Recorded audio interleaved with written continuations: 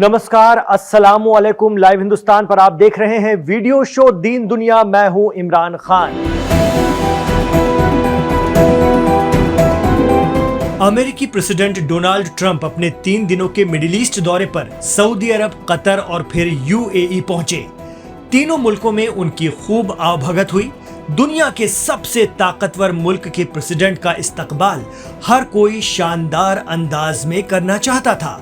वैसे भी middle east में ये तीनों मुल्क बेहद अमीर हैं, तो शानो शौकत और भव्यता हर तरफ झलक रही थी। सऊदी में शानदार प्रोग्राम। सऊदी अरब में ट्रंप के प्लेन एयरफोर्स 1 को 6 फाइटर जेट्स ने एस्कॉर्ट किया।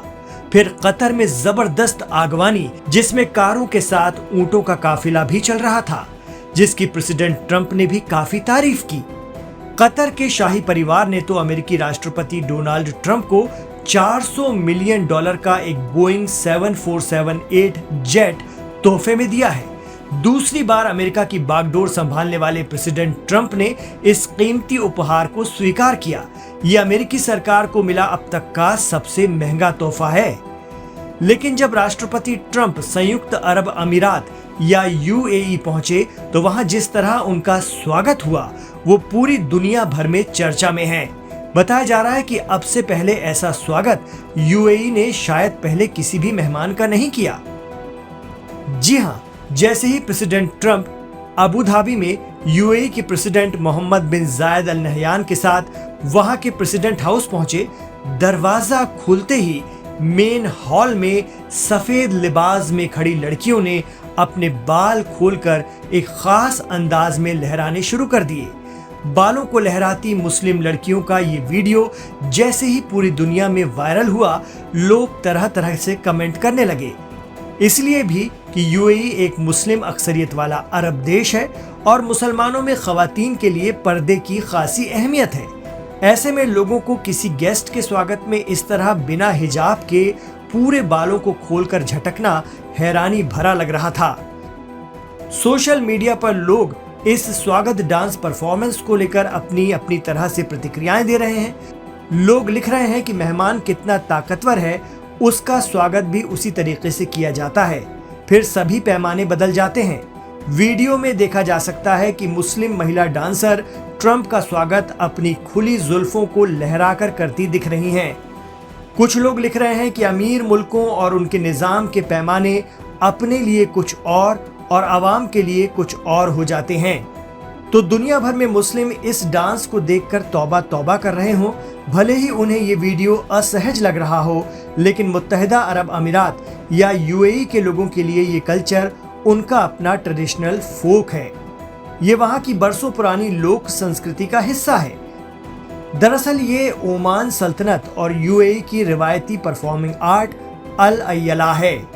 यूनेस्को के मुताबिक अल अय्यला एक कल्चरल परफॉर्मेंस है जिसमें मर्द और खवातीन दोनों शामिल होते हैं। इस डांस में लड़कियां सफेद गाउन में लंबे बालों को झटकती सबसे आगे खड़ी होती हैं। उसके बाद मर्दों की 2 लाइन होती है जो भाले या तलवार की तरह बांस की पतली छड़ियां हाथ में रखते हैं। अल अय्या डांस परफॉर्मेंस के समय चमड़े के बैकपाइप और बांसुरी बजाई जाती है। साथ में ताल के लिए ढप का इस्तेमाल होता है। अब बहुत से लोग यूएई जैसे मुल्क के जरिए इस तरह के परफॉर्मेंस को लेकर अलग अलग राय दे रहे हैं। कुछ लोगों का कहना है कि इस्लाम के मानने वालों के बीच इस तरह के प्रदर्शन की कोई जगह नहीं है। सोशल मीडिया पर लोग इसे फितना करार दे रहे हैं। लोग उलेमा हजरात से सवाल कर रहे हैं कि क्या ये हलाल है, क्या ऐसा करना मुनासिब है। वहीं कई लोग इसे हिजाब के मुद्दे से जोड़कर देख रहे हैं। सवाल किए जा रहे हैं कि एक तरफ यूएई जैसे मुल्क एक मुल्क के चीफ का अपने ट्रेडिशनल अंदाज में स्वागत करते हैं, दूसरी तरफ ईरान और दीगर मुल्कों में मुसलमानों में हिजाब को लेकर सख्ती बरती जाती है।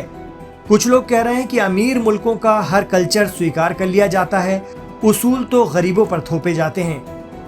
कुछ लोग यूएई में स्वागत के इस तरीके को असहज करने वाला बता रहे हैं, तो कुछ का मानना है कि लोक नृत्य या ट्रेडिशनल डांस की अपनी परंपरा है और इसमें कुछ भी असहज करने वाला नहीं है।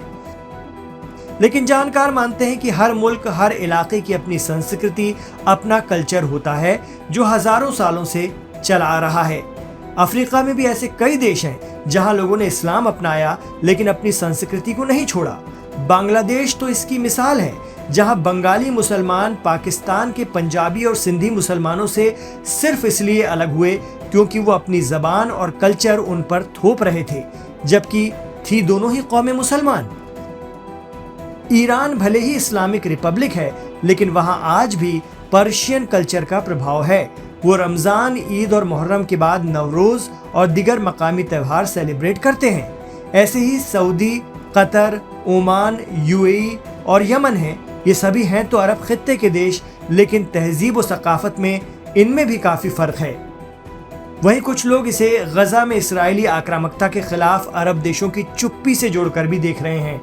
उनके मुताबिक अरब देशों ने गजा में इसराइल के खिलाफ कभी कुछ खास एक्शन नहीं लिया और अब अमेरिका के प्रेसिडेंट का जबरदस्त इस्तकबाल किया जा रहा है।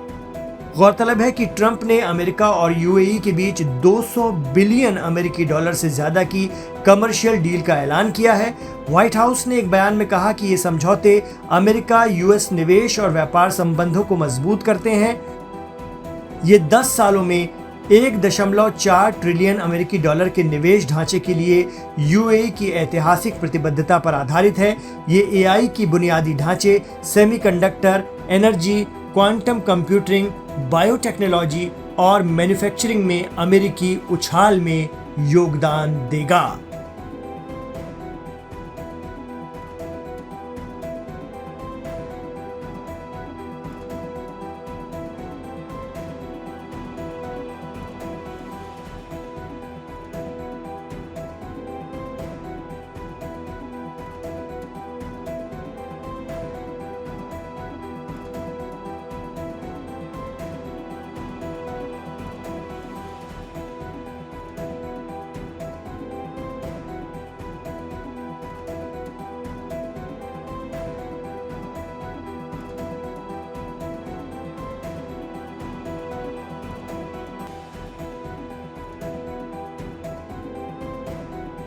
आपसे गुजारिश रहेगी कि ये वीडियो अगर आपको पसंद आया है तो इसे लाइक जरूर कीजिए और ज्यादा से ज्यादा शेयर कीजिए हिंदी और उर्दू जानने वालों के बीच, ताकि दुनिया भर में पहुंच सके।